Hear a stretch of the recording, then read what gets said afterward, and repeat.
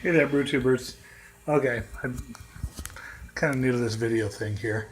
Hopefully I'm pointing at myself because I'm using my phone and I don't know how to flip the camera around mid-record. Homebrew Wednesday. This is my third video, or for BrewTubing anyways, and first one for Homebrew Wednesday. So I'm going to do what my understanding is what these are supposed to be, is just a update on what I'm doing. So here we are in my basement. It's kind of where all my beer stuff hangs out, except on brew day when I'm outside, of course. I'll just show you what I have going on.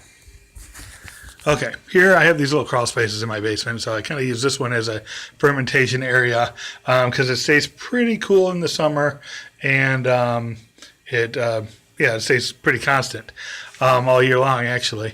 So here's what I got going on right now. My last video, I was in the midst of brewing my stout from the Bible, my dry stout from the Bible.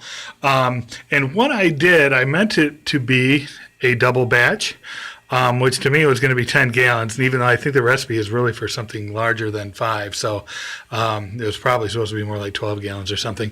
But I was shooting for a 10, and I totally messed up my calculations, and I came away with one of these wine bucket types, which is, if you see over here, there's a 5-gallon mark, 6-gallon mark is up here somewhere. There's an inside ridge that tells you where the 6-gallon mark is. It pretty much went up to there, and then that was it. So it was way heavier than it was supposed to be.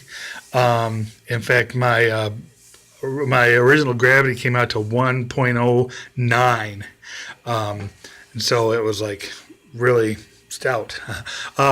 So I threw out some questions on the BrewTube forum or on the Facebook group, and asked, what do you guys think I should do? And pretty much everybody that commented just said boil some water and dilute it essentially to what you want it to be.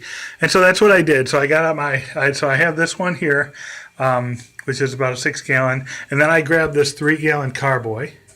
And I boiled about 5 gallons of water.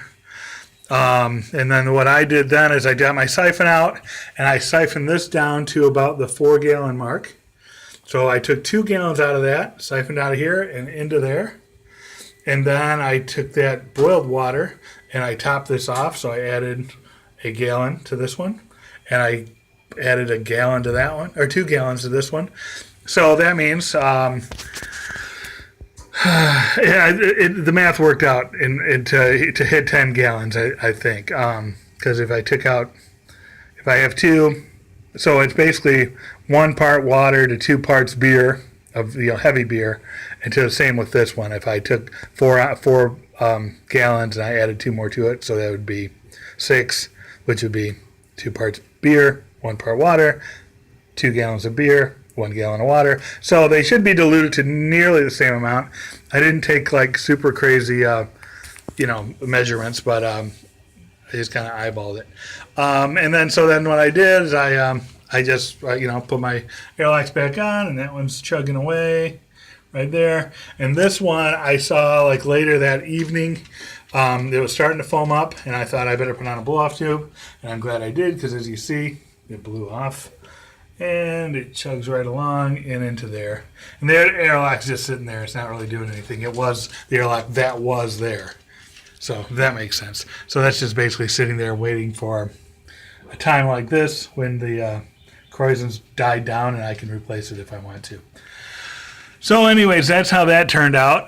Hopefully I didn't mess up the beer in any ways. I know in the recipe in the Bible instructions, there's a little thing at the bottom that says, be careful not to put too much oxygen in things. I did oxygenate my wort after it was done, and then obviously when I boiled water, there would have been introducing oxygen because of the water, and then any transfer time. What I try to do, this is one of my friends taught me. I learned from brewing with him.